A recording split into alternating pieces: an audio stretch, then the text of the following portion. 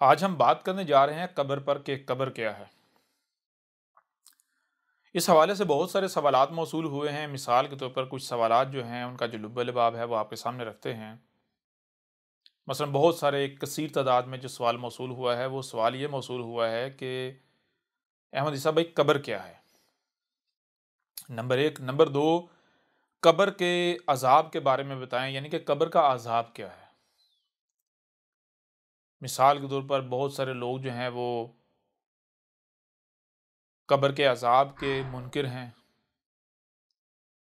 तो क्या वाक़अतन ऐसा है कि ये जो कब्र के अज़ाब के नाम पर जो कुछ हमें बताया गया या जो नस्ल दर नस्ल चला आ रहा है ये गलत है, झूठ है, बातिल है, या फिर इसमें कोई हकीकत है? अगर हकीकत है तो फिर वो लोग जो अज़ाब कब्र के मुनकिर हैं वो किस बुनियाद पर कब्र के अज़ाब का इनकार करते हैं? तो इस तरह के बहुत सारे यानी कि सवालात हैं जिनका लुब-ए-लबाब आपके सामने रखा है।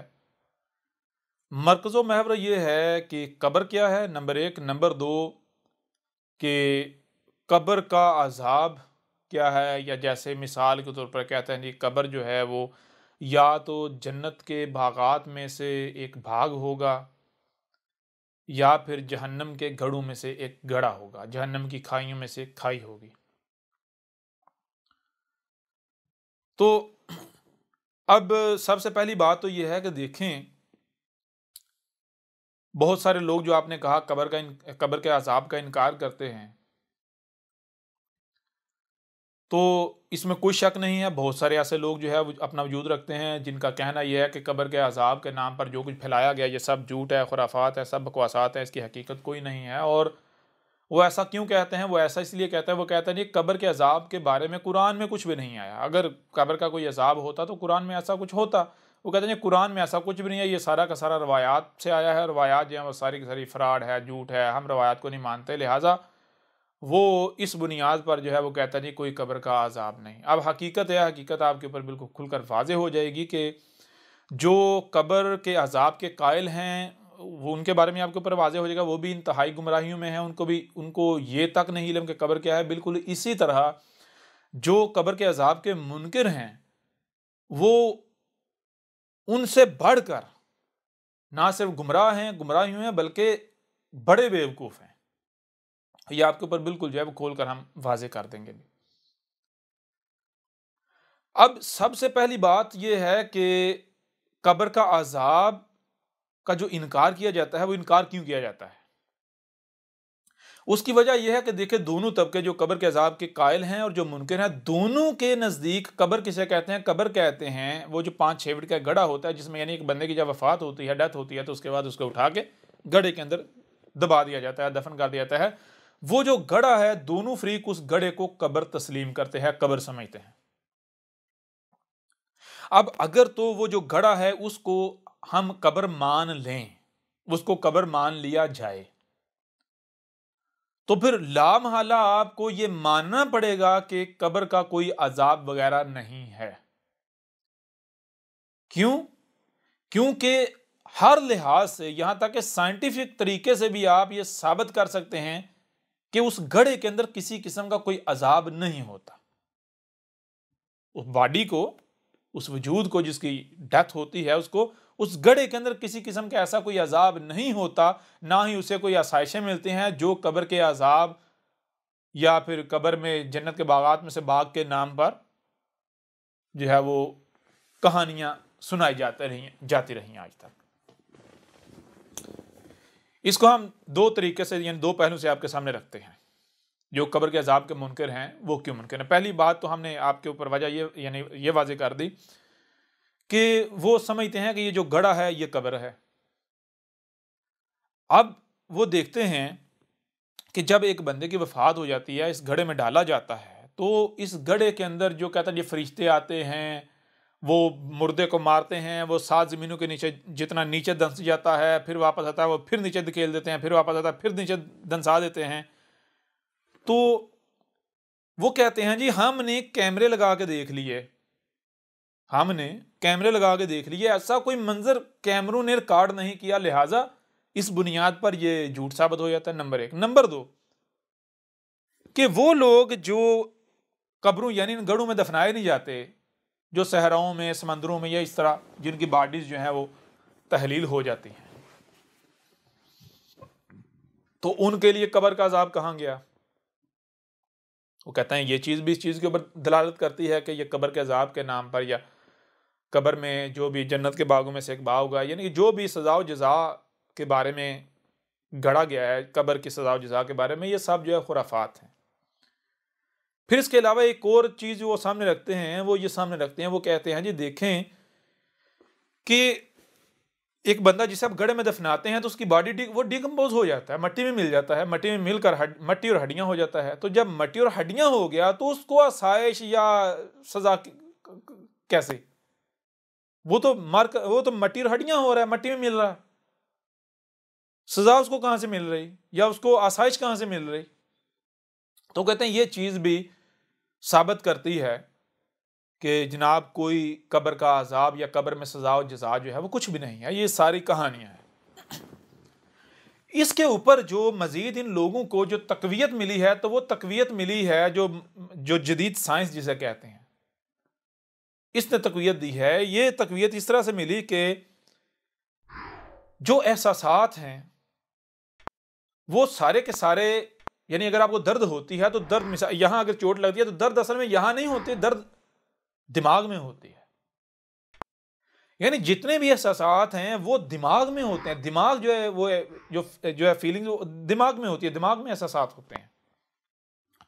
तो अगर दिमाग जो है वो खत्म कर दिया जाए, डेड कर दिया जाए, या बॉडी के किसी पार्ट का दिमाग के साथ कनेक्शन आउट कर दिया जाए, खत्म कर दिया जाए, तो उसको जी चाहे कीमा भी कर दें तो कोई आपको तकलीफ कुछ भी नहीं होगा। इसी तरह अगर दिमाग जो है, ब्रेन अगर डेड हो जाता है, ब्रेन डेड हो जाता है, तो ब्रेन के अंदर जो एहसासात वगैरह वो सब खत्म, वो सब जीरो हो जाएगा। एहसासात अच्छे हों या बुरे हों, पॉजिटिव हों या नेगेटिव, वो सब का सब जीरो हो जाएगा, सब यानी कालादम हो जाएगा। तो यही कहते हैं कि जब एक बंदे की वफात होती है तो वफात क्या देखते हैं, वो कहते हैं ब्रेन का डेड हो जाना। तो जब ब्रेन ही डेड हो गया है तो फिर उसको सजा और जजा की कैसी? फीलिंग्स ही खत्म हो गई ना।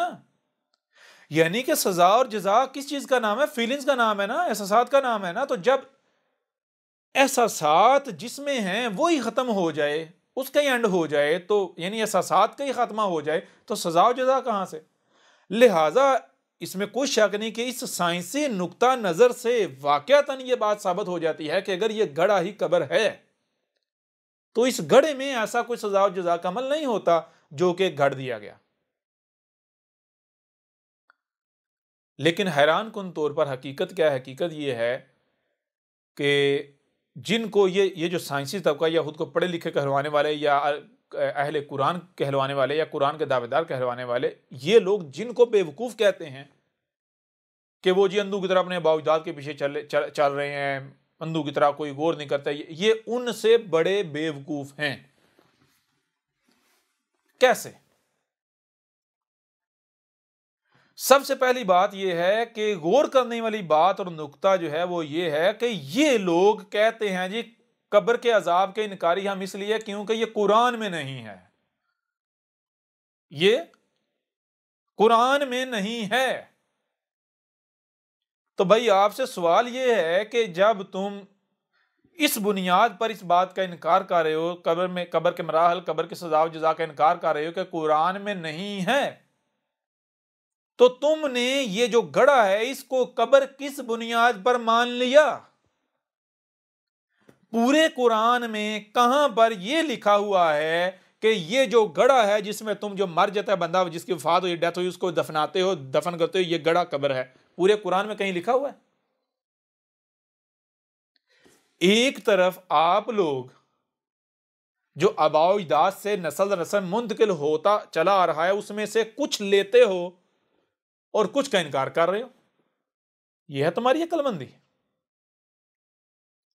यह है साफ पसंदी, यह है तुम्हारे इल्म का, तुम्हारे जो इंटेलेक्चुआनापन का उसकी इंतहा। यानी जिस जो नस्ल नस्ल बाविदात से जो नजरिया चल रहा है कब्र के बारे में वो तो ले लिया, लेकिन कब्र के अंदर जो सजा और जज़ा का मामला है कब्र के दौरान, कब्र के मराहल के दौरान, उसका इनकार कर रहे हो। वो अगर इनकार करना है तो सारे का सब का इनकार करो ना, और अगर मानना है तो दूसरों की तरह सारे का सारा मानो। ये तो कहा जा सकता है कि भाई ये जो आप कहते हैं कब्र के मराहल और कब्र के अजाब सजा और जजा के बारे में जो आप कहते हैं, अगर ये कहा जा सकता है अगर आप इस घड़े को कब्र कहते हैं तो फिर ऐसी कोई सजा जजा नहीं है। लेकिन अगर कब्र किसी और चीज का नाम है तो फिर हो सकता है जो आप कह रहे हैं ये बात वाकयातन ठीक हो, लेकिन इसको बिगाड़ दिया गया हो। ये कहा जा सकता है, लेकिन आप ये नहीं कह सकते कि भाई कब्र के कोई मराहल नहीं है, कब्र में कोई सजा जजा नहीं है। अब भाई सबसे पहले कब्र की तरफ कि कब्र क्या है, इसके लिए मैं सबसे पहले आपसे सवाल करता हूं, जो लोग भी ये जो गड़ा है इसे कब्र कहते हैं, जिसमें एक मुर्दे को वफातशुदा को दबाया जाता है, दफनाया जाता है, उसे कब्र कहते हैं, जो लोग भी उसे कब्र कहते हैं, मैं आपसे सवाल करता हूं कि आपने किस बुनियाद पर इस घड़े को कब्र तस्लीम कर लिया? आपने किस बुनियाद पर इस घड़े को कब्र तस्लीम कर लिया? अगर तो आपने इस बुनियाद पर तस्लीम किया है कि आपको आपके क्रिएटर ने सुनने के लिए कान दिए, देखने के लिए आंखें दी, जो सुनाई और दिखाई दे रहा उसे समझने की सलाहियत दी, लिहाजा आपने सुना देखा और समझा। फिर जब आपने सुना देखा और समझा तो आपकी अकल ने आपको बताया कि भाई जो इन कानों से सुनाई दे रहा है, जो आंखों से दिखाई दे रहा है, ये कुल का कुल नहीं है, बल्कि इसके बरक्स बहुत कुछ ऐसा है जो कि छुपा हुआ है। यानी हम तो तुझे जाहिर सुना और दिखा रहे हैं, ये जो जाहिर है ये कुल का कुल नहीं है, बल्कि इसके बरक्स बहुत कुछ ऐसा है जो कि बातिन है, जो छुपा हुआ है, जहां जिस तक हमारी रसाई नहीं है। लिहाजा जब तक वो जो छुपा हुआ है वो सामने नहीं आता तब तक तुम हकीकत तक नहीं पहुंच सकते। तो आपने फिर क्या किया? आपने अपनी अकल के पीछे चलते हुए फिर क्या किया? आपने बातिन जो है उसे देखने की कोशिश की और उसे देख लिया, उसे जान लिया, जो गैब है उसे जान लिया और गैब के साथ बात की। तो फिर तो ठीक है जी, ये घड़ा कब्र है। लेकिन अगर आप इस घड़े को कब्र महज इस बुनियाद पर कह रहे हैं कि आपने अपने बड़ों से यही सुना कि उन्होंने इस घड़े को कब्र कहा, वो इस घड़े को कब्र कहते थे, आप इस बुनियाद पर इसको इस घड़े को कब्र कह रहे हैं क्योंकि जी हमसे पहले वाले इसको कब्र कहते थे या अक्सरियत इसको कब्र कह रही है, अगर आप इस बुनियाद पर कह रहे हैं तो जान लें फिर आप हक होने का दावा नहीं कर सकते। फिर आप डंके की चोट पर अपनी बात को पेश नहीं कर सकते। फिर आप जन की इत्बा कर रहे हैं, फिर आप अपने आबा अजदाद के पीछे चल रहे हैं। फिर आपको कोई हक नहीं है कि आप अल किताब का दावा करें, आप कुरान का दावा करें, रसूलों की सुन्नत का दावा करें, आप हक होने का दावा करें। लिहाजा अब सबसे पहली बात यह देखें, कोई भी शख्स पूछता है, कहता है या बताता है या आप सवाल करते हैं जी कब्र किसे कहते हैं, वो कहता है ये घड़ा कब्र है, कोई शख्स किसी की संगत, तो देखें हमें उसके साथ किसी किस्म का झगड़ा करने की जरूरत ही नहीं। मिसाल के तौर पर मुझे अगर कोई कहता है जी, मैं पूछता हूं जी कब्र किसे कहते हैं, वो कहता है ये घड़ा कब्र है, तो मैं उसके साथ झगड़ा नहीं करूंगा, बल्कि मैं क्या कहूंगा, मैं कहूंगा जी देखें आप किस बुनियाद पर इस घड़े को कब्र कह रहे हैं, नंबर एक। नंबर दो, मैं किस बुनियाद पर आपकी बात को मान लूं कि आप जो कह रहे हैं सच कह रहे हैं, आपकी बात को जुटलाया नहीं जा सकता। यानी मैं किस बुनियाद पर आपकी बात को मान लूं? क्योंकि बात तो सिर्फ और सिर्फ उसी की मानी जाएगी जो हमारा खालिक व मालिक है, जो हमारा क्रिएटर है। अब अगर तो आप मेरे क्रिएटर हैं तो मैं आपकी बात मानने को तैयार हूं। तो ज़ाहिर है सामने वाला कभी भी नहीं कहेगा कि मैं जी तुम्हारा क्रिएटर हूं। अगर वो कहेगा उसे प्रूव करना पड़ेगा, साबित करना पड़ेगा। तो अब अगर वो क्रिएटर साबित नहीं होता तो उसकी बात क्यों मान ली जाएगी? लिहाजा उसे कहा जाएगा भाई जब आप मेरे क्रिएटर हो ही नहीं, मेरे खालिक मालिक हो ही नहीं, तो मैं आपकी बात क्यों मान लूं, कैसे मान लूं? यानी अगर आप मेरे खालिक मालिक नहीं हो, इसके बावजूद मैं आपकी बात मानता हूं, तो मैंने तो शिरक कर दिया। मैंने तो आप जो मकाम मेरे खालिक मालिक का है, मैंने वो मकाम आपको दे दिया। लिहाजा मैं मुशरिक नहीं हूं, मैं ये जुर्म नहीं कर सकता। अच्छा, नंबर 2, आपकी बात को एक और बुनियाद पर भी माना, एक और भी बुनियाद है जिस बुनियाद पर माना जा सकता है। वो क्या है? वो ये कि खालिक व मालिक अगर कोई नुमाइंदा भेजे तो उसके नुमाइंदे की बात को माना जा सकता है। लिहाजा क्या आप खालिक व मालिक के नुमाइंदे हो, यानी उसके भेजे हुए हो? तो ये भी कोई दावा नहीं कर सकता। वही कहेगा जो वाकयातन होगा। क्यों? जबान से कहना तो आसान है। आप अगर कहते हैं मैं खालिक व मालिक का नुमाइंदा हूं, तो आपको साबित भी करना पड़ेगा। कैसे साबित करना पड़ेगा? साबित इस तरह से करना पड़ेगा कि खालिक को, एक बंदा कहे जी मैं खालिक व मालिक का नुमाइंदा हूं, और उससे अगर कोई सवाल किया जाए, वो सवाल से घबरा जाए, सवाल ही पता नहीं होता। क्या खालिक व मालिक सवाल से घबराएगा? मुमकिन नहीं। खालिक व मालिक के नुमाइंदे की पहचान क्या है? उसमें खालिक व मालिक नजर आएगा। क्या? अल अजीजुल हकीम, अल अलीमुल हकीम, अल अजीजुल अलीमुल हकीम, अस-सबूर। उसके अंदर वो तमाम की तमाम खालिक वाली सिफात मौजूद होंगी। तो अब यानी कि जो भी कब्र को, इस गड़े को कब्र कह रहा है, अगर वो खालिक व मालिक नहीं है, खालिक व मालिक का नुमाइंदा भी नहीं है, तो किस बुनियाद पर आपकी बात को मान लिया जाए? हाँ, एक तीसरी सूरत मौजूद है। वो क्या है? वो सूरत ये है कि आप अपनी बात को खालिक व मालिक की बात साबित कर दे, यानी आप अपनी बात को हक साबित कर दे, मैं आपकी बात को मान लूंगा।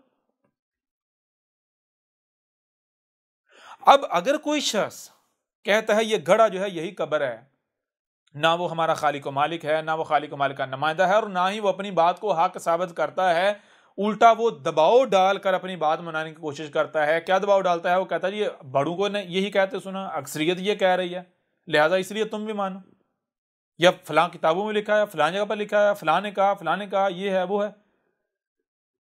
तो फिर ऐसी किसी भी सूरत में, किसी भी बुनियाद पर उसकी बात नहीं मानी जाएगी, ना मानी जा सकती है। इसके बावजूद अगर उसकी बात को माना जाता है, तो फिर इसका मतलब ये होगा कि आपने उसको खालिक व मालिक का शरीक मुकर्रर कर दिया। आपने खालिक व मालिक के मुकाबले पर उसे तरजीह दे दी। अब जब आपने खालिक व मालिक के ऊपर उसे तरजीह दी, उसका शरीक बना दिया, उस बात को आपने मान लिया, तो अब जब एक गलत बात मान रहे हैं, तो गलत बात को मानकर क्या आप मंजिल पर पहुंच जाएंगे? क्या आप सीधे रास्ते पर कायम रह सकेंगे? सवाल ही पैदा नहीं होता। फिर आप कहीं के कहीं निकल जाएंगे। आपका इंजाम क्या होगा? गलत रास्ता लेने वाले का नतीजा क्या निकलता है, इंजाम क्या होता है, बताने की जरूरत नहीं है। लिहाजा देखें, कब्र क्या है? कब्र क्या है, इसको जानना है तो आप ऐसा करें, आपका जो खालिक व मालिक है उससे सवाल करें कि ए मेरे रब, मुझे ये जवाब दे, मुझे ये बता कि कब्र क्या है। अब अगर तो खालिक व मालिक इस गड़े को कब्र करार दे तो फिर को ठीक है, ये घड़ा कब्र। लेकिन अगर खालिक व मालिक इस घड़े को कब्र नहीं करार देता, तो फिर आप किस बुनियाद पर इसे कब्र मानने को जो है वो तुले हुए हैं, या फिर किस बुनियाद पर इस घड़े को कब्र माना जा सकता है? और फिर इसके बावजूद अगर कोई इस घड़े को कब्र मानता है, तो वो जारी बात है फिर वो हक का कुफर करेगा नहीं, तो और क्या करेगा? वो बेवकूफ होने का सबूत नहीं देगा तो और क्या करेगा जी? तो कब्र को जानना है तो इसके लिए सबसे पहले आप क्या करें? सबसे पहले आप अपने खालिक व मालिक को जानें, उससे सवाल करें, फिर आपका खालिक व मालिक आपको जवाब देगा। आप उस तरफ आने से पहले एक और पहलू से आपके ऊपर वाज़ेह करते हैं, कब्र क्या है। कब्र, गौर कीजिएगा, कब्र कहते हैं, गौर कीजिएगा, कब्र कहते हैं ये जो आपका इस वक्त ये 5-6 फीट का वजूद है, ये जो बशरी वजूद है, ये जिस मटेरियल से ये वजूद बना है, ये मटेरियल या ये वजूद, इस वजूद के आने से पहले जहां जहां था वो है कब्र के मराहल। जहां ये मटेरियल मौजूद था वो है कब्र, उससे पीछे जहां मौजूद था वो है कब्र, उससे पीछे जहां मौजूद था वो है कब्र। इसी तरह ये जो जिस मटेरियल से ये वजूद बना है, ये वजूद मौत के बाद जहां जाएगा वो है कब्र। अगर कहीं एक मकाम पर जाकर पड़ा रहता है तो वो कब्र है, लेकिन अगर वहां से यानी वहां नहीं रहता, वहां मखसूस मुद्दत तक रहता है, वहां से आगे चला जाता है वो कब्र है, वहां से आगे चलता है वो कब्र है। इस तरह ये क्या कब्र के फिर मरा कब्र कहते किसे हैं और आसान कर देते हैं। कब्र काफ दो नुक्ते वाला, बे और रे। काफ दो नुक्ते वाला किसे कहते हैं अगर आप नहीं जानते तो हरूफ तहज्जी वाली जो नशिस्त है कि ज़बानें कैसे वजूद में आई, उस नशिस्त को सुने, आपके ऊपर बिल्कुल वाजे हो जाएगा। काफ जो दो नुक्ते वाला है वो क्या है, गोल वाला दायरा है। गोल वाला दायरा जो है वो किसी भी शय का इजहार करता है, किसी वजूद का इजहार करता है। और उसके ऊपर जो दो नुक्ते हैं वो दो आंखें हैं। दो आंखें उस यानी कि ये क्या है, ये इस चीज़ का इजहार कर रहा है कि कोई भी शय है, कोई भी वजूद है, उसके ऊपर नजर रखी हुई है, वो आंखों के सामने है, नजर के सामने है। अब वो जो वजूद है उसको वहां से उठाकर ऐसे आगे ले जाना, आगे ले जाना, फिर वहीं पे वहां से फिर उठाकर आगे ले जाना, वहां से फिर उठाकर आगे ले जाना, इसको कहते हैं काफ। यानी काफ किसे कहते हैं, काफ कहते हैं किसी भी शय को जब वजूद में लाया है तो उसे किसी खास मकसद के लिए वजूद में लाया है। जिस मकसद उसे वजूद में लाया है वो मकसद वो तब भी पूरा कर सकती है जब वो उस मकाम पर कायम होगी जिस जो उसका मकाम है। तो शय को वजूद में लाकर उसके मकाम पर रखना, जब उस मकसद को वो पूरा कर ले, जिस मकसद उसे वजूद में लाया गया, जिस मकसद को पूरा करने उसे इस मकाम पर रखा गया, जब उस मकसद को पूरा कर ले तो फिर उसको वहां से उठाकर आगे ले जाना। वहां पर जब उसकी मुद्दत पूरी हो जाए, उस मकसद को पूरा कर ले, उसे वहां से फिर उठाकर आगे ले जाना। तो इसे कहते हैं काफ। ये है काफ। काफ कहते हैं एक शय को जिस मकसद के वजूद में लाया, जब उस मकसद को पूरा कर लेती है तो उसको वहां न रहने देना बल्कि वहां से उठाकर आगे ले जाना, इसे कहते हैं काफ। और बे कहते हैं एक के साथ अगला वजूद जुड़ना, यानी बे किसे कहते हैं, यानी लिंक कायम होना, रब्त का कायम होना। और रे, रे कहते हैं चलने को, चलते चले जाना। रे जारी को कहते हैं, चलते चले जाना। काफ बे रे, काफ बे रे कब्र का मानी है कि एक जो वजूद है ये जब वजूद में आया है तो ये यही नहीं रुका रहेगा बल्कि यहां से उठा के आगे ले जाएगा, वहां से फिर उठा के आगे ले जाया जाएगा। ये इस तरह ये चलता चला जाएगा, चलता चला जा रहा है, चलता चला जा रहा है। इसे कहते हैं कब्र। अब भाई एक और पहलू से आपके ऊपर वाजे करते हैं। मिसाल के तौर पर देखिए, सबसे पहली बात यह है कि आप अपने क्रिएटर को, खालिक को, मालिक को जान लें, क्योंकि खालिक को, मालिक को ही पता है कि आपको इस 5-6 फीट बशरी वजूद में लाए जाने से पहले आप कहां थे और इसके बाद वो आपको कहां लेकर जाएगा। किसी एक खास मखसूस मकाम पर लेकर जाएगा या फिर वहां पर एक खास मुद्दत के लेकर जाएगा, वहां से उठा के आगे ले जाएगा, वहां से फिर आगे, वहां से फिर आगे, इस तरह सिलसिला चलता रहेगा। तो सबसे पहले आप जाने आपका खालिक व मालिक कौन है, क्रिएटर कौन है। इसके लिए सबसे पहली बात तो यह है कि एक तो खालिक व मालिक वो है जिसके बारे में आप अपने अबाउदात से सुनते चले आ रहे हैं कि कायनात अलग है, अल्लाह अलग है, जो कि हमारा खालिक व मालिक है। वो कहें वो कायनात से ऊपर आसमानों पर अलग चढ़ के बैठा हुआ है। तो ये तो सुना आपने अपने अबाउदात से, जो आपने अपने बावजात से, बड़ू से या अक्सरियत से सुना, आपने उसी को मान लिया। अब सवाल ये बताता है क्या सिर्फ आपको सुनने और देखने की सलाहियत दी कि, यानी कि क्या आपको सिर्फ सुनने की सलाहियत दी या फिर जो सुनाई और दिखाई दे रहा है उसे समझने की भी सलाहियत दी गई। तो जब आपको सिर्फ सुनने नहीं बल्कि जो सुनाई और दिखाई दे रहा है उसे समझने की भी सलाहियत दी, तो फिर आपसे ये सवाल किया जाता है, आपसे ये सवाल है कि आप ये बताएं कि जो बात आप मान रहे हैं या खालिक और मालिक के बारे में जो आप कह रहे हैं, जो अल्लाह खालिक है, ऊपर चढ़ के बैठा हुआ है, तो क्या आपने समझ कर ये बात कर रहे हैं, आपने पहले समझा फिर ये बात की, या फिर आप सिर्फ जो सुना है उसे आप मान रहे हैं? तो ये तो आपने जो सुना है उसे माने, तो क्या आपने समझा? नहीं समझा। तो पहले आप समझें। एक तो वो बात है जो आपने सुनी, एक नस्ल दर नस्ल चलती आ रही है, ठीक है भाई, वो ठीक है, सुन ली।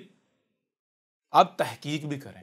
जब तहकीक करेंगे तो फिर आपके सामने वो आएगा जो कि हक है, जो कदर में कर दिया, जो तयशुदा है, जिसके अलावा और कुछ आ ही नहीं सकता। आप जब तहकीक करेंगे, तहकीक करने पर भी वही बात सामने आती है जो आप सुनते चले आए, तो जबरदस्त, ठीक है। लेकिन अगर तहकीक करने से बात कुछ और सामने आती है, नतीजा कोई और सामने आता है, तो फिर मुझे ये बताएं जो आप पहले से कर रहे हैं, जो पहले से मान रहे हैं, वो हक हो सकता है? उसको लेकर जो आपने अकायदे नज़रियात गढ़े हैं वो सच्चे हो सकते हैं? बिल्कुल नहीं।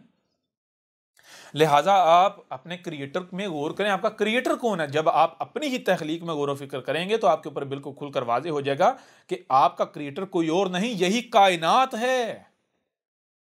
आपका खालिक ये कायनात, आपका मालिक ये कायनात, आपको रिज़्क़ कौन फराहम कर रहा है? ये कायनात। क्रिएटर कौन है? ये कायनात। सबूर कौन है? ये कायनात। अलमुसव्विर कौन है? ये कायनात। यानी जितने भी अस्माउल हुस्ना हैं, तमाम के तमाम अस्मा इस कायनात में पाए जाते हैं, ना कि किसी और में। जब आप तहकीक करेंगे, गौर फिक्र करेंगे, आपके ऊपर ये बात भी बिल्कुल खुलकर वाज़ेह हो जाएगी कि इस कायनात के अलावा और कुछ है ही नहीं। ठीक है ना? यही वजूद है, ये है आपका खालिक। जब खालिक ये कायनात सामने आती है तो फिर आप इस कायनात से सवाल करें, पूछें कि ए कायनात, है मेरे रब, मुझे ये बता कि इस बशरी वजूद के बाद तू मुझे कहां लेकर जाएगा, कब्र क्या है? तो आज अहमद ईसा चैलेंज करता है बड़े बड़े साइंसदानों को, बड़े बड़े पढ़े लिखों को, मुझे जरा ये बताओ कि जब एक बंदे की वफात हो जाती है तो क्या वो मर कर मट्टी और हड्डियां हो जाता है, या फिर अगर बॉडी जो है वो डीकंपोज होती है तो डीकंपोज सिर्फ इसलिए की जाती है ताकि उसको आगे नई मखलूकात में कन्वर्ट किया जा सके। ठीक है ना? ये है हकीकत, ये है कब्र। एनर्जी जाहिर हुई हुई है। इस कायनात की हकीकत क्या है? इस कायनात की हकीकत ये है कि जैसे आप रात और दिन का चक्कर देख रहे हैं, बिल्कुल इस तरह इस कायनात में ज़ाहिर व बातिन का चक्कर है। ज़ाहिर व बातिन, ज़ाहिर व बातिन, ज़ाहिर बातिन, ज़ाहिर बातिन। हर लम्हे ज़ाहिर भी हो रही है, हर लम्हे बातिन में भी जा रही है। जैसे आप देखते हैं हर लम्हे, यानी कि ज़मीन अपने महर पर घूम रही है और हर लम्हे दिन भी हो रहा है, हर लम्हे उधर से रात भी हो रही। ये नहीं है कि एक बार रात होती है फिर जो है वो अंधेरा दिन चढ़ता है, फिर नहीं, हर लम्हे रात भी हो रही, हर लम्हे दिन भी हो रहा है। बिल्कुल इसी तरह ये कायनात के अल अव्वलो, हर लम्हे ये अव्वल है, हर लम्हे यानी ये इसकी इब्तिदा भी हो रही है, वल आखिरो, और हर लम्हे इसका आखिर भी हो रहा है। यानी एक तरफ से ये वजूद में आ रही है, दूसरी तरफ से ये अदम में जा रही है। एक तरफ से ज़ाहिर हो रही है, दूसरा अदम में। तो ये कायनात क्या है? ये ज़ाहिर व बातिन का चक्कर है। ठीक है ना? तो जब ये अदम से यानी बातिन से ये ज़ाहिर होती है तो ये एनर्जी की फॉर्म में ज़ाहिर होती है। वो एनर्जी फिर मैटर की फॉर्म में ज़ाहिर होती है, मैटर फिर वापस एनर्जी में कन्वर्ट होता है, एनर्जी फिर अदम में जाती है। ये है ज़ाहिर व बातिन का खेल। तो ये जो आप क्या है, एनर्जी जो है ये मैटर में कन्वर्ट हुई हुई है। ठीक है ना? एनर्जी मैटर में, मादे में कन्वर्ट हुई हुई है, और ये मादा उस वक्त आगे प्रोसेस में रहेगा जब तक ये मादा सारे का सारा वापस एनर्जी में कन्वर्ट नहीं हो जाता, और एनर्जी जो है वापस आदम में नहीं चली जाती, बातन में नहीं चली जाती।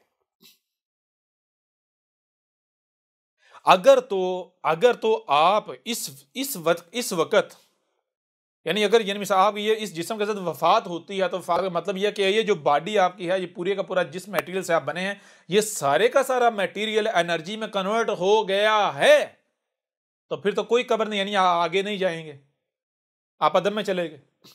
लेकिन अगर आप एनर्जी जो है मैटर में कन्वर्ट हुई हुई है और इस वक्त यानी बशरी सूरत में 100 में से कुछ परसेंट जो है मैटर जो है वो एनर्जी में कन्वर्ट वापस हो गया है, बाकी अभी मैटर ने एनर्जी में कन्वर्ट होना है, तो फिर उस वक्त तक आप आगे। और मैटर एनर्जी में कन्वर्ट कैसे होता है? मैटर को एनर्जी में कन्वर्ट होने के लिए प्रोसेस से गुजरना पड़ता है।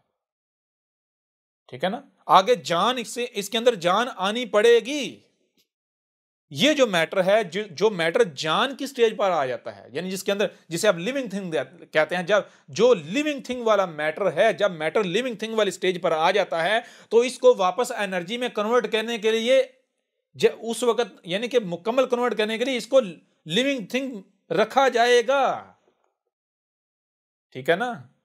ये जिंदा रहेगा तो कन्वर्ट होगा, जिंदा रहेगा तो कन्वर्ट होगा। उस वक्त तक ये मुकम्मल कन्वर्ट नहीं होगा जब तक ये जिंदा नहीं रहेगा। इस वजह से एक बार जब ये कोई मटेरियल को मैटर जो है वो जान की सूरत अख्तियार कर लेता है तो उसने वापस एनर्जी में कन्वर्ट होना है। वापस एनर्जी में कन्वर्ट होने के लिए लाजिम है कि उसको वापस जान में डाला जाए, उसके अंदर जान लाई जाए। अगर जान नहीं लाई जाएगी तो वापस एनर्जी में कन्वर्ट नहीं होगा। दुनिया का कोई साइंसदान आके अहमद ईसा की बात को रद्द कर दे, गलत साबित कर दे, आज पता चल जाता है। लिहाजा आप क्या हैं, इस स्टेज पर आपकी जो मैटर है, जो मवाद है, कुछ परसेंट जो है वो मैटर एनर्जी में कन्वर्ट हो रहा है। कैसे? जो आप बोलते हैं, ये बोलना क्या है, आपकी हरकत सुकनात क्या है, कुछ देर पहले जो आपने रिजक खाया, मैटर जो है वो मैटर आपके वजूद में रिजक की सूरत में गया, वो उस मैटर ने दो सूरतें इख्तियार की। नंबर एक, उससे वो मैटर आगे मजीद यानी वो जान में कन्वर्ट हो गया, लिविंग थिंग में, आपके सेल्स बन गए, खुलिये बन गए। नंबर दो, उस मैटर से क्या हुआ, एनर्जी कन्वर्ट हुई, वो एनर्जी में कन्वर्ट हुआ। दो तरह की एनर्जी, गर्म और ठंडी एनर्जी। वो जो आपके जिस्म के अंदर गर्म और ठंडी एनर्जी है, जब वो दोनों गर्म और ठंडी एनर्जी आपस में मिलती हैं, गर्म एनर्जी की अपनी सलाहियतें खसूसियात हैं, ठंडी की अपनी है, जब वो दोनों मिलती हैं, अपनी सलाहियतों का इस्तेमाल होता है, तो कश्मकश को आप क्या कहते हैं, आपकी सोचें, आपकी फिक्रें, आपके जज्बात, आपके एहसास, आपकी हरकत और सकनात, आपका बोलना। यूं जो मैटर है वो दो तरह की एनर्जी में कन्वर्ट हुआ, वो दो तरह की एनर्जी आपस में मिली तो कलअदम होगी, बातन में चली गई।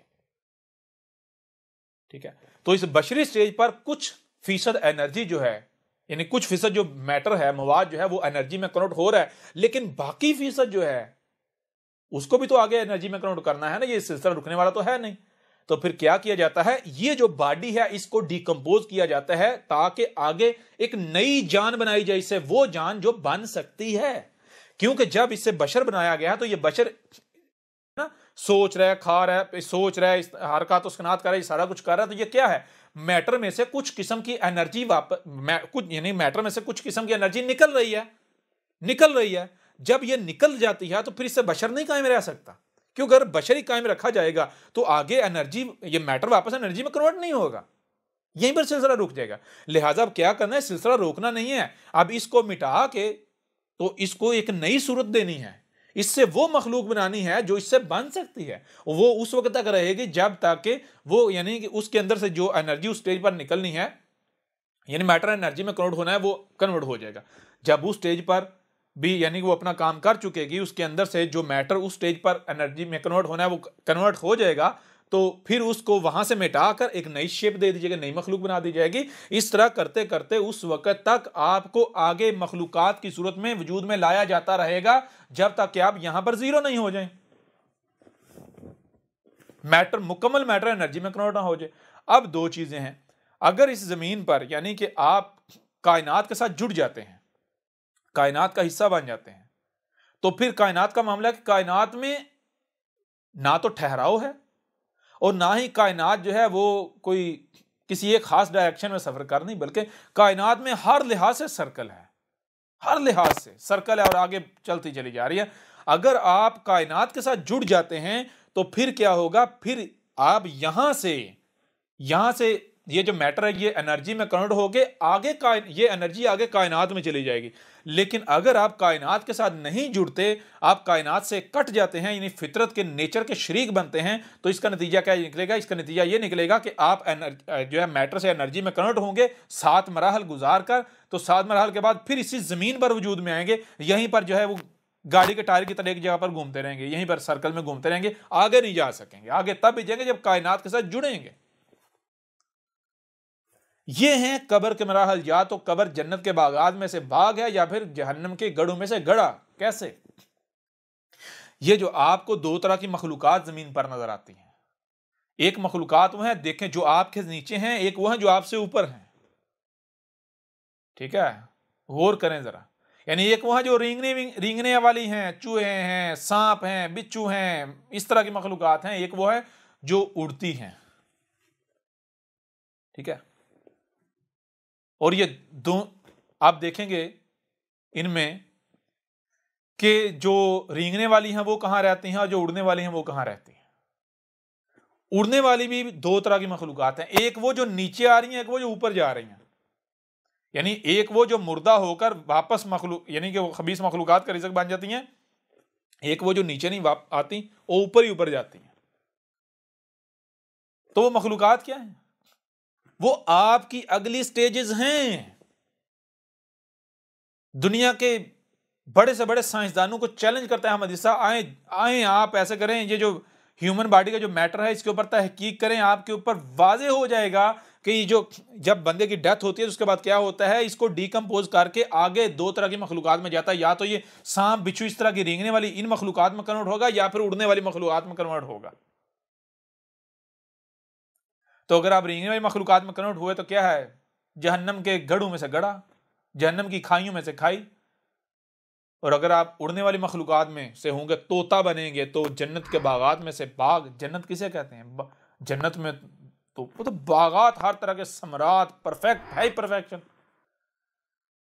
तो ये है कब्र के मराहल। आप इस ह्यूमन, ये जो आपकी इस वक्त जो है, इसके बाद आप कहां जाएंगे?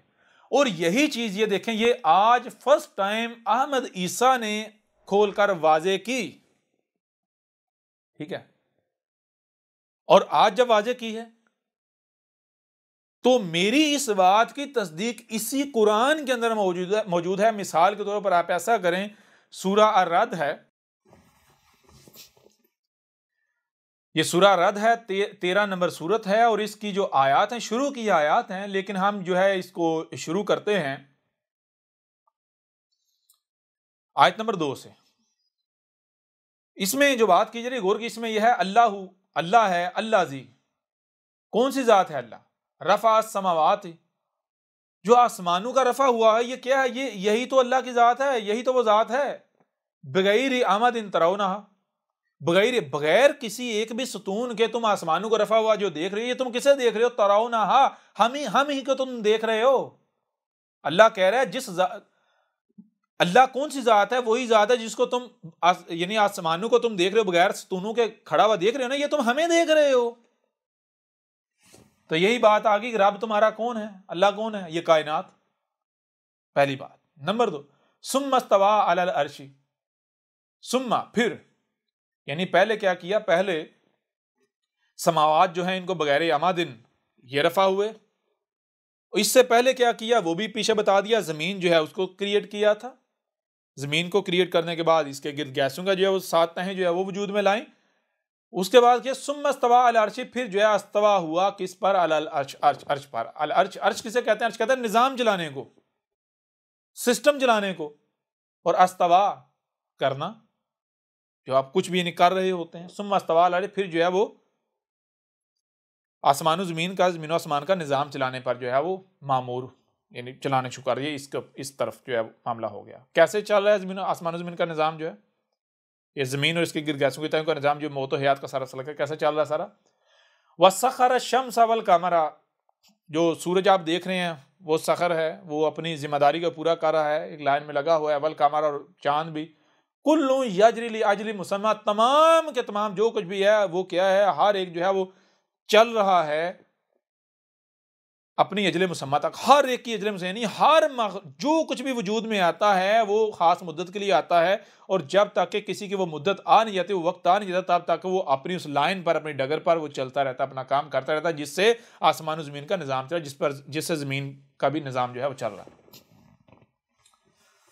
युदब्बिरुल अम्रा युफस्सिलुल आयात लअल्लकुम बिलिकाइ रब्बिकुम तूकिनून। बहरहाल इसके ऊपर बाद में जो है वज़ाहत करेंगे। जो हमारा मौजू है उसकी तरफ आते हैं, वो अगली आयत से जो है अब हम शुरू करते हैं। वो ये है, वहुवल्लज़ी, वाह और हुआ, हुआ क्या है? गोल वाली हे है, और वाओ गोल वाली हे के ऊपर पेश है। गोल वाली हे किसी भी वजूद का इजहार करती है, और वाओ ऊपर पेश जो है वो हाल का सीगा बनाती है। गोल वाले हे के ऊपर पेश है, जिसका मतलब है वो शायद जो मौजूद है, तो देखें क्या मौजूद है। तो आपको जो भी नजर आता, तो क्या ये सिर्फ यही है? नहीं, बल्कि पता चले और भी है, और क्या है। इस तरह जो भी मौजूद है और करते जाएं, इसका मतलब वाह हुआ, यानी और ये और वो, और ये जो कुछ भी आपको नजर आए, ये वजूद यही आपको नजर आएगा। अल्लाह जी, यही तो वो जात है। यानी ये जो कायनात, जो हर तरफ आपको वजूद नजर है, यही जात है जो तुम्हारा क्रिएटर है, जो तुम्हारा खालिक है, जो तुम्हारा मालिक है।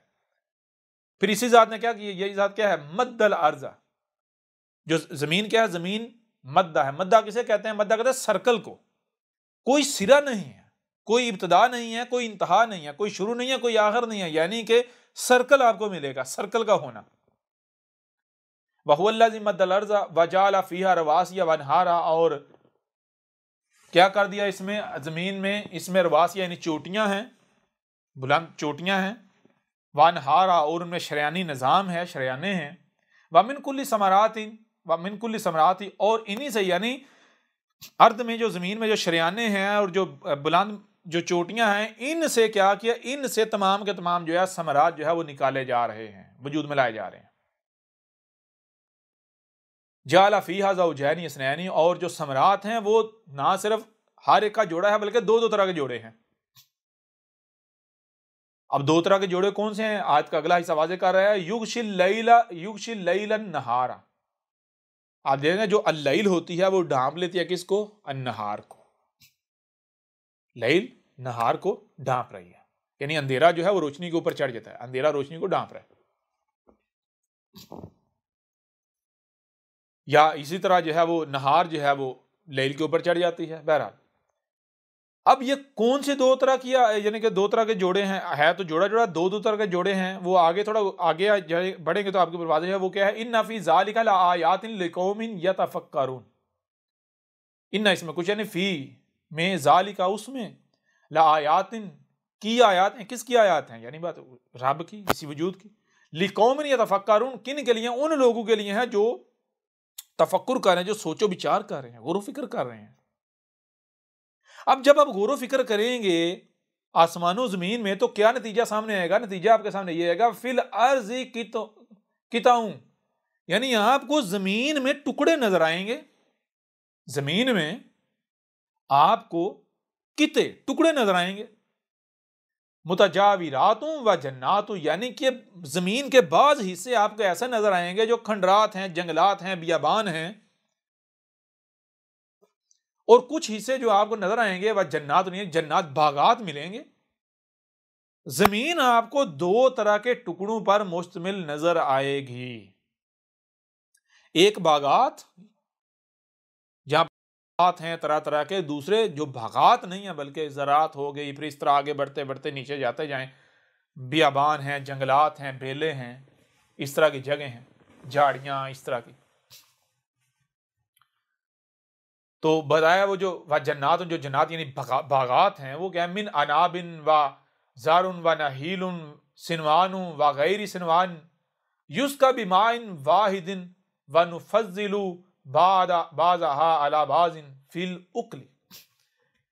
बाकी जो बात बताई जा रही है ये इंतहाई हैरान कुन है। वो ये कि ये जो जमीन के दो तरह के टुकड़े हैं, इन टुकड़ों की वजह से बाज को बाज पर फजीलत दी जाती है। और बताया जा रहा है कि जो अब जो बागात भी हैं, ये जन्नात में, दो तरह के टुकड़े हैं, उनमें जो रिज़्क वजूद में आता है, वो रिज़्क कैसे वजूद में आता है?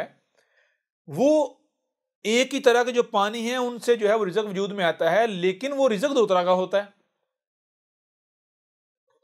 कौन सा दो तरह का रिज़्क? तैयब और खबीस। तैयब रिज़्क और खबीस रिज़्क। तो बताया जा रहा है वनुफज़्ज़िलु बाज़हा अला बाज़िन फिल उक्ली।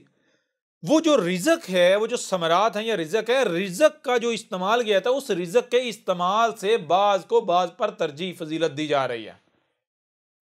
यानी जो मखलूकात की जो दर्जा बंदी है, कम, ये जो दर्जा बंदी है मखलूकात की, ये रिज़्क की बुनियाद पर है, रिज़्क की वजह से है। जैसा रिज़्क आप इस्तेमाल करोगे, ये आपको जो जितनी मखलूकात मिल रही हैं ये रिज़्क की वजह से हैं। जैसा रिज़्क वैसी मखलूक। इन्ना फी ज़ालिका लआयातिन लिकौमिन याकिलून। तो कहा जा रहा है इसमें कुछ शक नहीं कि उसमें क्या है? आयात हैं। किसकी? लिकौमिन, उन लोगों के लिए, याकिलून, जो अक्ल रखने वाले हैं, जो समझने वाले हैं, जो समझ रहे हैं, गौर फिक्र कर रहे हैं, तहकीक कर रहे हैं, गौर फिक्र कर रहे हैं। अब ये सारी क्या बात हो रही है? सारी ये बात बताई जा रही है आपके ऊपर, ये वाज़ेह किया जा रहा है कि जान लो मद्दल अर्दा, यानी जमीन में सर्कल है। जो कुछ भी जमीन के अंदर है ये एक सर्कल के अंदर है, कोई भी सर्कल से बाहर नहीं है। ये नहीं है कि आप जो है वजूद में है और आप मिट जाएंगे, यानी कि आप सर्कल अंदर है ही नहीं। आप एक सर्कल, जमीन में जो कुछ भी, हर शय सर्कल के अंदर है। आप एक सर्कल के अंदर हैं, नंबर एक। नंबर दो, जमीन पर दो तरह के सर्कल हैं। एक तैयब मखलूकात का सर्कल है, एक खबीस मखलूकात का सर्कल है। तैयब और खबीस मखलूकात दो तरह के सर्कल क्यों हैं वो वाज़ेह कर दिया। वो इस वजह से कि जब तक ये इंसान जमीन पर नहीं था तो जमीन का खालिक और मालिक कौन था? रब खुद था। तो इसमें सब परफेक्ट था, एक ही सर्कल था तैयब, इसमें कोई खबीस शय थी नहीं। लेकिन जब हजरत इंसान आया, इसने पंगे लिए, इसने छेड़छाड़ की, इसने मुदाखलत की, तो इसने दूसरा सर्कल की भी क्रिएट कर दिया। इसने दूसरी तरह की मखलूकात भी जो है वो क्रिएट कर दी, एक सर्कल से दूसरा भी बना दिया। ठीक है ना? तो अब ये दो तरह के सर्कल हैं, एक तैयब और एक खबीस। एक तैयब, दूसरा खबीस। एक तैयब, दूसरा खबीस। तो अब जैसा आपका रिज़्क होगा वही आप बनेंगे, जो आपका रिज़्क होगा वही बनेंगे। ये मखलूकात सारी की सारी सर्कल के अंदर हैं। एक तरफ तैयब मखलूकात का सर्कल है, दूसरी तरफ खबीस मखलूकात का सर्कल है। तैयब मखलूकात पहले कोई कुछ मखलूक है वो आगे और मखलूक में कन्वर्ट होती है, फिर उसके आगे और मखलूक में कन्वर्ट होती है, फिर और इस तरह ये आसमानों ज़मीन में जितनी मखलूकातों में नजर है ये तुम ही हो, ये तुम्हारी अपनी हालतें हैं। ये सब अब जब आप गौर व फिक्र करेंगे आपके ऊपर ये बिल्कुल हर लिहाज से हर पहलू से खुलकर वाज़ेह हो जाएगा कि अगर आप तैयब रिज़्क खाते हैं, समरात खाते हैं, तैयब समरात खाते हैं, तैयब रिज़्क खाते हैं, तो उसका नतीजा ये निकलेगा कि आप तैयब मखलूकात के सर्कल में जाएंगे, आगे आप तैयब मखलूक बनेंगे, उससे आगे फिर तैयब मखलूक, इस तरह बनते बनते आप इस ज़मीन से निकल जाएंगे, आगे कायनात में चले जाएंगे। कायनात में जाने के लिए यहां से आपको एनर्जी में कन्वर्ट होना है, आत्मा में कन्वर्ट होना है। आत्मा क्या है? एनर्जी। तो एनर्जी में कन्वर्ट कैसे होंगे? एनर्जी से अदम में, एनर्जी से भी पीछे आत्मा कैसे कन्वर्ट होंगे यहां से निकलने के लिए? ये जब आप गौर करेंगे अब हर चीज आपके ऊपर खुलकर वाज़ेह होती जाएगी। अगर आप तैयब होंगे, तैयब खाएंगे, यानी आपकी आत्मा तैयब, आप यहां से निकलते चले जाएंगे ऊपर। लेकिन अगर आप खबीस मखलूकात खाएंगे तो आपकी आत्मा यहीं ज़लील होती रहेगी, यानी जिससे आप वजूद में आएंगे, यानी यहीं पर आप जो है ज़ाहिर व बातिन के चक्कर में यहीं फंसे रहेंगे इस ज़मीन पर। और नतीजा क्या निकलेगा? नतीजा ये निकलेगा कि अब जब मजीद आप गौर व फिक्र करते जाएंगे आपके ऊपर वाज़ेह हो जाएगा कि आसमान ज़मीन में ये ज़मीन इसकी गैसों की तहें हैं, इनमें ये जो इंसान है इसने फितरत नेचर के साथ शिरकत करते हुए मुदाखलत करते हुए इसने इतना फसाद कर दिया है कि ये ज़मीन आहिस्ता आहिस्ता आहिस्ता ये आग का गोला बनने जा रहा है, ये जहन्नम बनने जा रही। इस पर दर्जा दिन ब दिन बढ़ता चला जाएगा। इंसान के करतूतों की वजह से पानी बुहारात, ग्लेशियर पिघल जाएंगे, पानी बुहारात बन के उड़ना शुरू कर देगा, लावे फट फट के बहते रहेंगे, जलजले आते रहेंगे, यानी ज़मीन जो है ये सूखा सड़ा स्यारा जो है बन जाएगा। और इस ज़मीन पर जब सिर्फ खबीस मखलूकात रह जाएंगी, तैयब सारी की सारी ऊपर कायनात में निकल जाएंगे, आगे जन्नत। तब तक आगे वो स्यारे जो है कंप्लीट हो चुके हुए हैं। यही बात अब आगे अगली आयत में आ जाती है। जब यानी आप गौर फिक्र करते हैं तो आपके सामने ये हकायक आ जाएंगे कि आप मरकर मट्टी और हड्डियां नहीं हो जाते, बल्कि आप जब मरते हैं मट्टी और हड्डियां होते हैं, डीकम्पोज होते हैं, तो आपको डीकम्पोज इसलिए किया जाता है ताकि आपको खल्किन जदीदिन, आगे नई मखलूकात में ले जाया जाए। ठीक है ना? यही आगे बात आ गई। वहीं ताजब फ़अजबुन क़ौलुहुम अइज़ा कुन्ना तुराबन अइन्ना लफ़ी ख़ल्क़िन जदीदिन। अब यहां ये बताया जा रहा है कि जब इनको ये बताया गया कि तुम मारकर मट्टी और हड्डियां नहीं हो जाते, बल्कि तुम आगे खल्क़िन जदीदिन में जा रहे हो, ये जिन्हें तुम सांप, बिच्छू या तरह तरह की मखलूकात कहते हो या परिंदे कहते हो, ये तुम्हारी अगली स्टेज है, तुम्हारे कब्र के मराहल हैं। ये ऊपर वाली जो है मखलूकात इलीन है, नीचे वाली सिजीन, संस्कृत में उच्च यूनिया, नीच यूनिया। जो उच्च यूनिया में जाएंगे वो उनकी आत्मा ऊपर ही निकल जाएगी, आसमानों पर आप आगे कायनात में निकल जाएगी। और जो नीच यूनिया में रहेंगे उनकी आत्मा यहीं पर जो है वो जलील होती रहेगी, यहीं पर जो है वो सर्कल में रहेगी, मुख्तलिफ मखलूकात की सूरतों में मुक्ति के लिए भटकती रहेगी, यानी मुख्तलिफ मखलूकात की सूरत इख्तियार कर रही है, लेकिन मुक्ति यहां से निजात नहीं मिलेगी, यहीं पर फंसी रहेगी, यहीं फंसे रहेंगे। तो ये कहा जा रहा है वाइन ताजब फाजब कौलुहुम, यानी कि जब इनके ऊपर रब के भेजे हुए रसूल ने ये हकायक खोलकर वाजे की, तो आगे से कह रहे हैं कि बड़ी अजीब बात है, हम नई बात सुन रहे हैं। क्या हम मारकर जब मट्टी और हड्डियां होंगे, तो क्या हम मारकर मट्टी और हड्डियां इसलिए होंगे कि आगे हम नई मखलूकात में ले जाए जाने के लिए हमको? नो, ये तो कोई नई बात है। तो रब कह रहे हैं कि नई बात ये नहीं है, नई बात गधे के बच्चों तुम कर रहे हो, नई बात तुम कर रहे। तुम क्या कह रहे हो? तुम कह रहे हो कि हम मारकर मट्टी और हड्डियां हो जाएंगे। मारकर मट्टी और हड्डियां नहीं हो जाओगे, ये तुम नई बात कर रहे हो। क्योंकि जरा आसमानों ज़मीन में गौर करो, हाँ कायनात में गौर करो, तुम इसी कायनात से बिलोंग करते हो, इसी कायनात में वजूद दिया, तो क्या कायनात तुम्हें मारकर मट्टी और हड्डियां कर देती है, या फिर तुम्हें कायनात मट्टी और हड्डियां इसलिए करती है, डीकम्पोज इसलिए करती है ताकि तुम्हें आगे नई मखलूक बनाया जाए, तुम्हें नई मखलूक में कन्वर्ट करना? ज़ाहिर बात है पहली हालत को तो डिकम्पोज करना पड़ेगा ना, डीअसेंबल करना पड़ेगा ना। ये बिल्कुल ऐसे ही एक मशीन है, उस मशीन को आप इस्तेमाल करते रहे, आप वो नाकाबिल इस्तेमाल होगी, बहुत पुरानी होगी, बूढ़ी होगी, तो आप क्या करें, आप उसी मशीन को जो है वो डीअसेंबल करें और उसको यानी कि फिर दोबारा भट्टी में डाल के गाल पिघला के प्रोसेस करके फिर उसकी नई कोई और मशीन बना दें। ये सर्कल है, ये कानून है, ये कायनात कर रही है। नई बात तुम कर रहे, नई बात हम नहीं कर रहे। हम तो वो बात कर रहे हैं जो कायनात के अंदर एग्जिस्ट कर रही है, जो हकीकत है, जो हक है, जिसका दुनिया को ताकत रद्द नहीं कर सकती। और कौन लोग ये कह रहे हैं कि ये नई बात है कि क्या हम जो हम मरकर मट्टी और हड्डियां होती हैं इसलिए होते हैं, यानी कि इज़ा कुन्ना तुराबन, क्या जब जो हम मट्टी में मिल जाते हैं, मट्टी हो जाते हैं, हमें मट्टी इसलिए किया जाता है कि हमको खल्क़ जदीद में लिया जाता है। जो इसको नई बात कह रहे हैं वो कौन है? उलाइकल लज़ीना कफ़रू बिरब्बिहिम, ये कौन से लोग? ये वो लोग हैं जो अपने रब से कुफर कर रहे हैं। रब कौन है? ये कायनात, रब से कुफर कर रहे हैं जी। हाँ, आज तुम जबान से बड़े बड़े दावे कर सकते हो, कुफर कर सकते हो, लेकिन मुझे ये बताओ, मरने के बाद तुम्हें कोई ऊपर वाला आके आगे लेकर जाएगा, वो तुम्हारे साथ मामलात करेगा, या तुम्हारी जब मौत होगी, मृत्यु होगी, मौत के बाद इसी कायनात ने तुम्हें आगे लेकर जाना है? कायनात तुम्हें कहीं आजाद करती?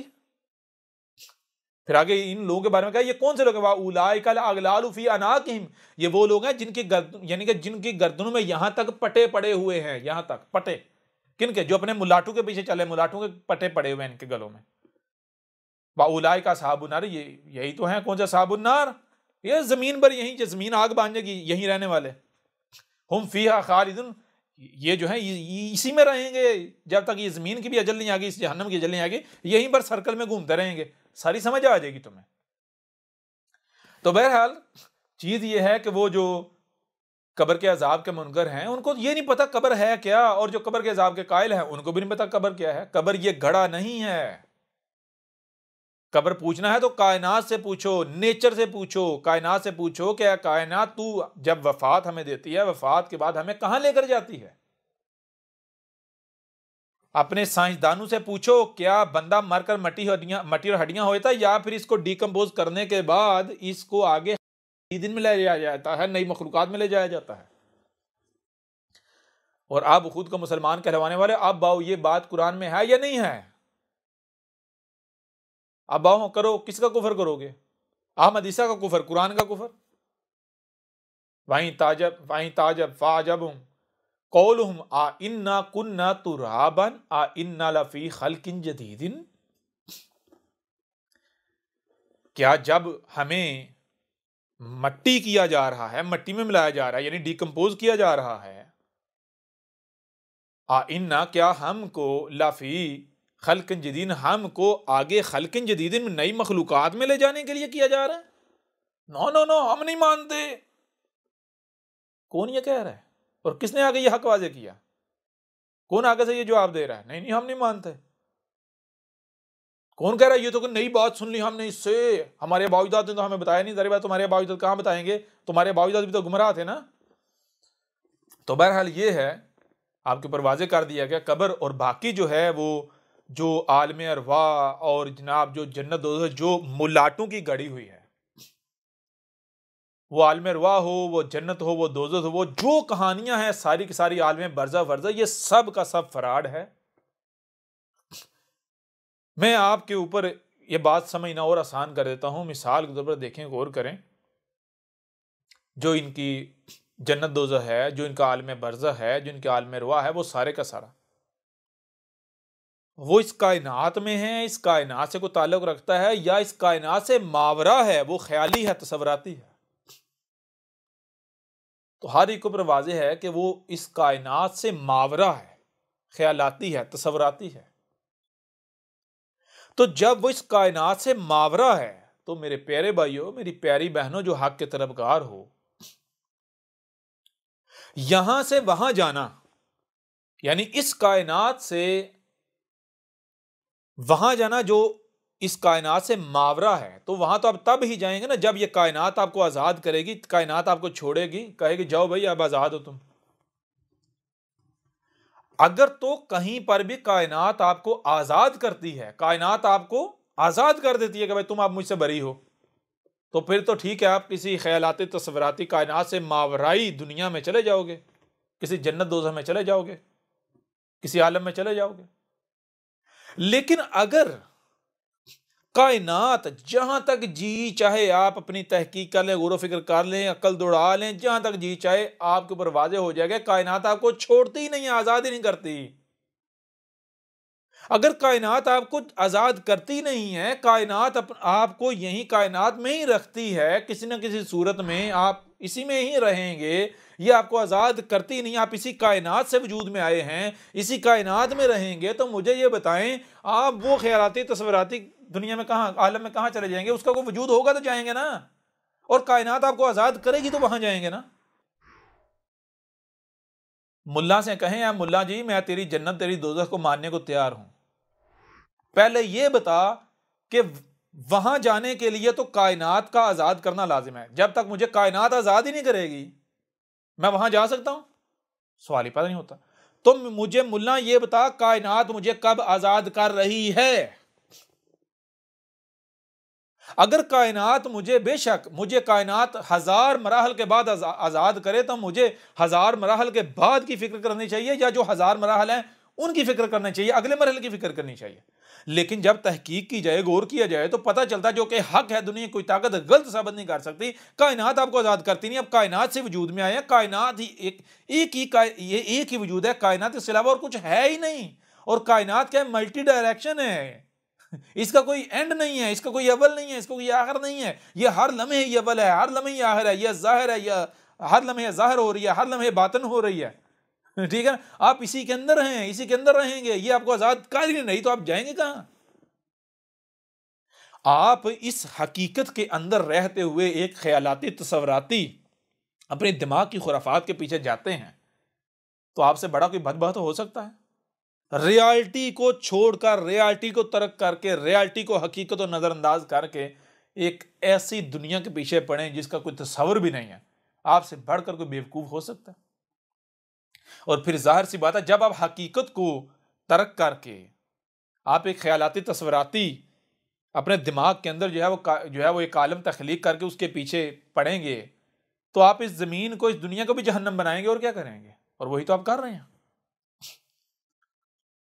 आपको वैसे भी ऐसी चीज, यानी कि आपको कहानियां नस्ल दर नस्ल, चूंकि आपको कहानियां पर लगा दिया गया, आपको कहानियां पसंद ही बहुत हैं। बहरहाल चीज ये है कि मुल्ला को कहें मुल्ला जी ठीक है, मैं आपकी जन्नत दोज़ख, मैं आपके आलम अरवाह आलम बरज़ख सब कुछ मानने को तैयार हूं, सब कुछ मानने को तैयार हूं, लेकिन पहले यह बताओ कि यह कायनात मुझे आजाद कब करेगी?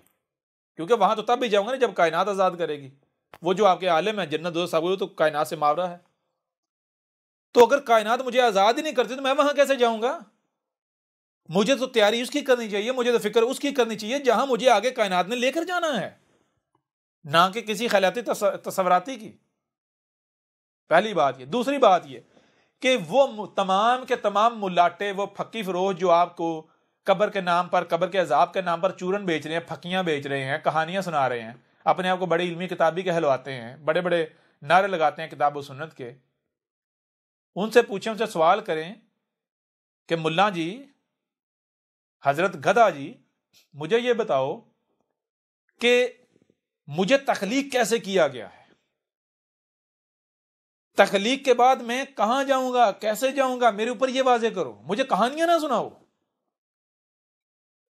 कब्र क्या है, कब्र का अजाब क्या है, सजा क्या है, जजा क्या है, वो आप उस वक्त तक जान ही नहीं सकते जब तक अपनी तखलीक को ना जान लें, अपने क्रिएटर को ना जान लें। जब आप एक ख्यालाती तस्वराती क्रिएटर बना के बैठे हुए हैं तो सारी बातें आप हक से तो कोसों दूर हैं, कहानियों में मगन सुनते रहे कहानियां अपने मुलाटों की। उनको खुद किसी चीज का नहीं पता, गधे के बच्चों को लगे रहे उनके पीछे, अंधों की तरह दौड़ते रहे, दगड़ दगड़ भागते रहे, किसी का क्या बिगड़ेगा, किसी का क्या नुकसान होगा? नुकसान आपका अपना है।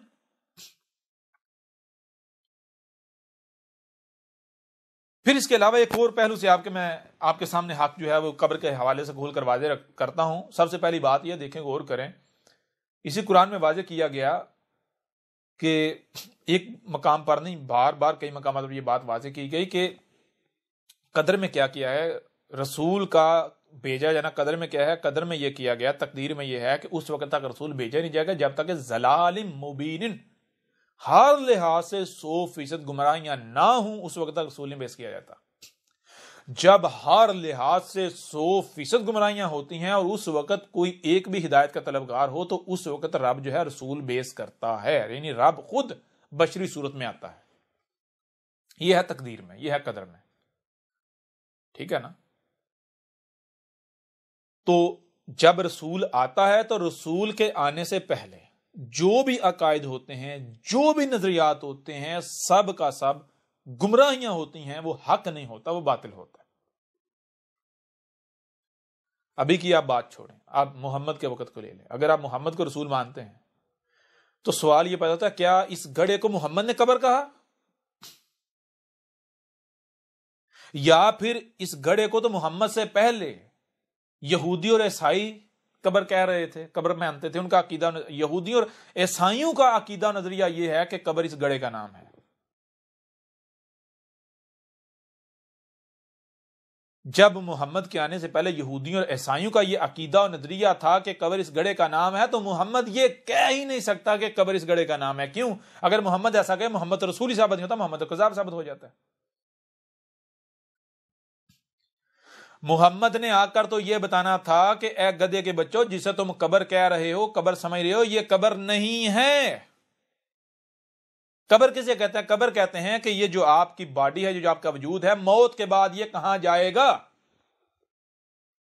तो तहकीक करो, गौर करो, क्या मौत के बाद ये जिस्म इसी खड्डे में पड़ा रहता है या फिर यहां से गायब हो जाता है? जिसने तुम्हें वजूद दिया है, ये कायनात इसको आगे ले जाती है। कहां ले जाती है? गौर तो करो। जब तुम गौर करोगे, तहकीक करोगे, तुम्हें पता चलेगा कि जब तुम एक मुर्दे को दफनाते हो तो वो कायनात उसको, नेचर उसको डिकम्पोज करके आगे क्या करती है, उससे डिफरेंट मखलूकात, उसको आगे नई मखलूकात में कन्वर्ट करती है, नई मखलूक बनाती है, उससे आगे नई मखलूक, उससे आगे नई मखलूक, उस वक्त तक मखलूकात में आगे लेके जाती है जब तक वो जीरो नहीं हो जाता, सारे का सारा मैटर वापस एनर्जी में कन्वर्ट नहीं हो जाता।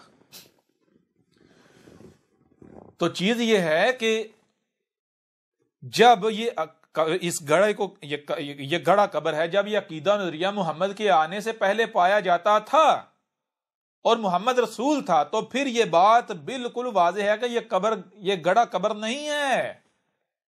जो लोग भी इस गड़े को कब्र कहते हैं, ये कब्र नहीं है।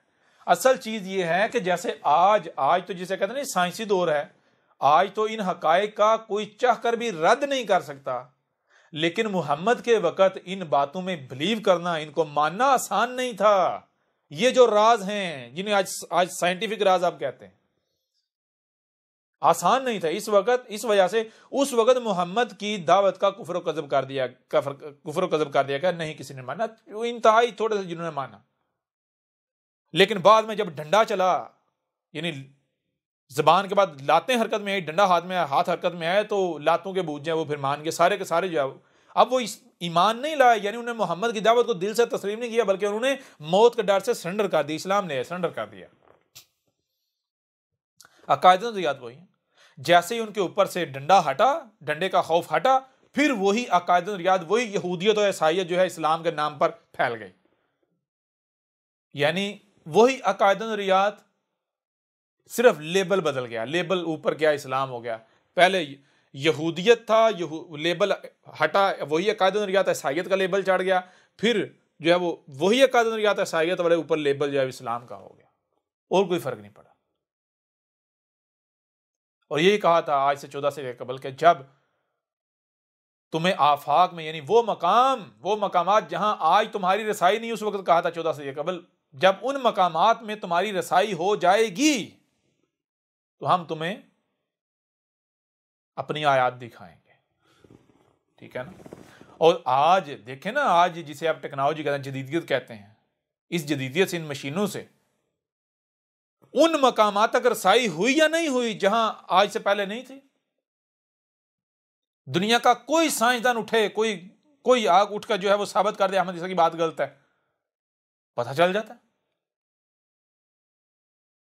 तो ये चीज है कि मोहम्मद ने भी उस वक्त इस गड़े को कब्र नहीं कहा था, बल्कि पहले से जो लोग थे वो जिद कर रहे थे कि ये गड़ा कब्र है, ये गड़ा कब्र है, ये गड़ा कब्र है, ये गड़ा कब्र है। मोहम्मद की बात को उस वक्त किसी ने समझा ही नहीं था, माना ही नहीं था। बहरहाल ये चीज हो गई।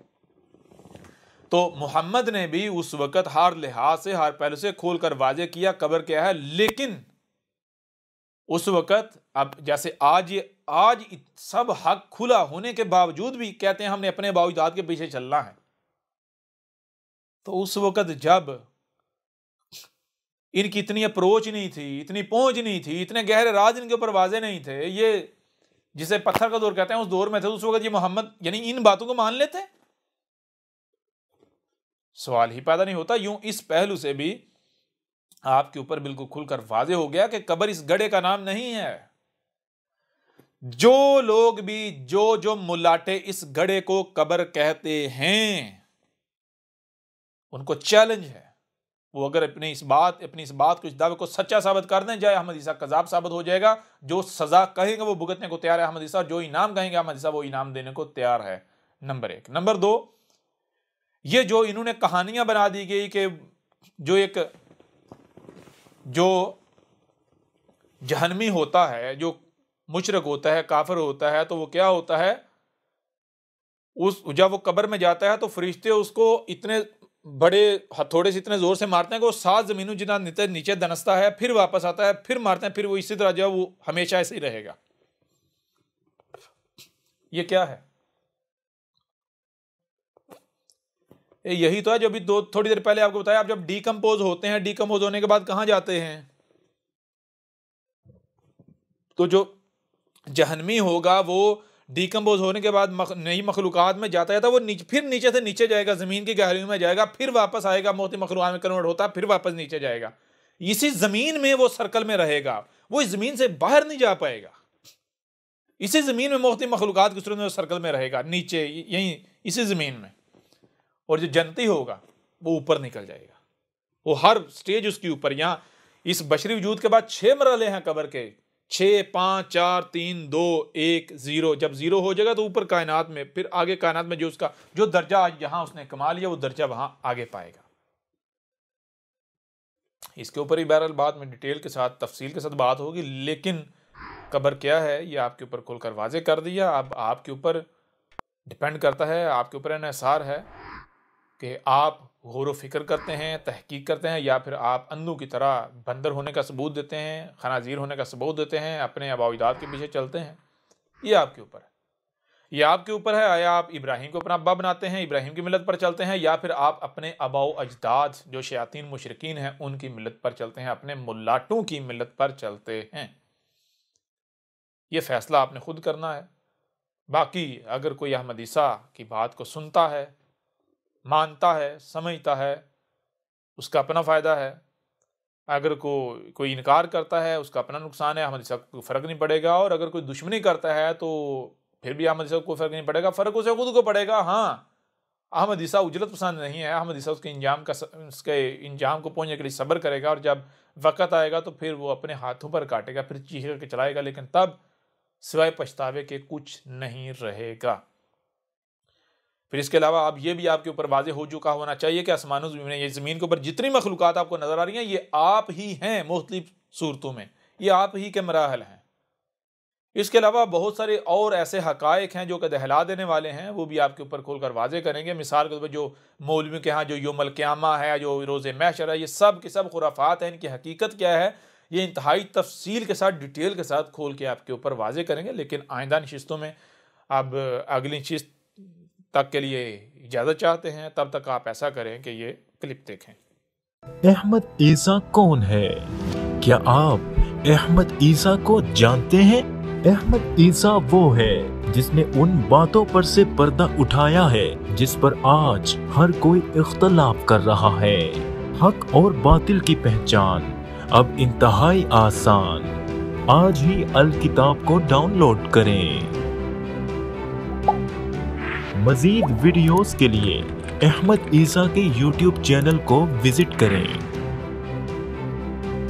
और चैनल को सब्सक्राइब करना मत भूलिएगा।